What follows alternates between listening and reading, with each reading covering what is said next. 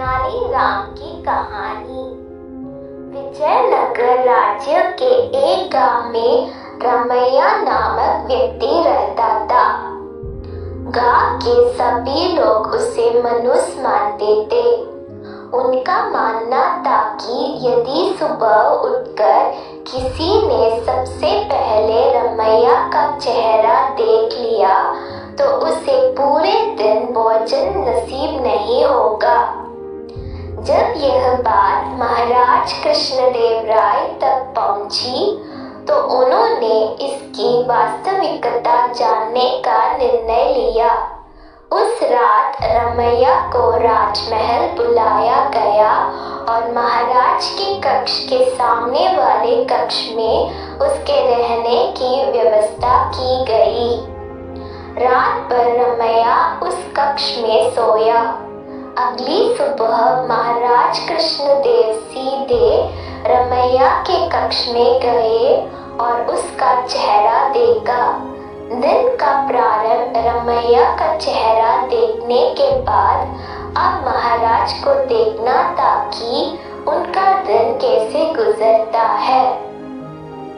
उस दिन दरबार में जाने के पूर्व वे भोजन के लिए बैठे ही थे कि उन्हें तुरंत किसी आवश्यक मंत्रान हेतु बुलवा लिया गया। वे बिना भोजन करे ही दरबार चले गए। दरबार की कार्यवाही जो प्रारंभ हुई तो देर रात तक चलती रही। दरबार की कार्यवाही समाप्त होते तक महाराज कृष्णदेव राय को जोरों की भूख लग आई थी। जब उन्हें भोजन परोसा गया तो उन्होंने देखा कि उनकी थाली पर मक्खी बैठी हुई है। उन्होंने भोजन छोड़ दिया और अपने शयन कक्ष चले गए। कुछ देर बाद रसोइया जब पुनः भोजन बनाकर लाया तब तक उनकी भूख मर चुकी थी। वे बिना खाए ही सो गए। अब महाराज को विश्वास हो गया कि रमैया मनुष्य है। उन्होंने उसे फांसी पर चढ़ा देने का आदेश दे दिया। रमैया की फांसी की बात जब उसकी पत्नी तक पहुंची तो वह रोते रोते तेनालीराम के पास गई और उससे सहायता की गुहार लगाई। तेनालीराम ने उसे आश्वासन देकर घर भिजवा दिया। अगली सुबह जब सैनिक रमैया को फांसी पर लटकाने ले जा रहे थे तो रास्ते में उनकी बहन तेनालीराम से हुई।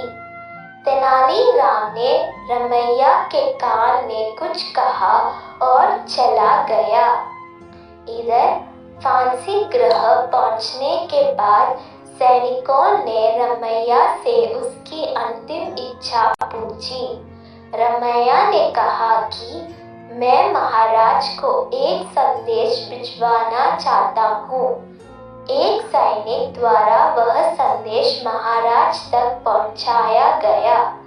संदेश इस प्रकार था, महाराज, सुबह सबसे पहले मेरा चेहरा देखने से किसी को पूरे दिन भोजन नसीब नहीं होता, लेकिन महाराज आपका मुंह देखने पर तो जीवन से हाथ धोना पड़ता है। बताइए, ऐसे में ज्यादा मनुष्य कौन है? संदेश पढ़ने के बाद महाराज को अपनी अंधविश्वासी सोच पर शर्म आई। उन्होंने सैनिकों से कहकर रमैया को बुलवाया और पूछा कि उसे ऐसा संदेश भेजने का परामर्श किसने दिया था। रमैया ने तेनालीराम का नाम लिया।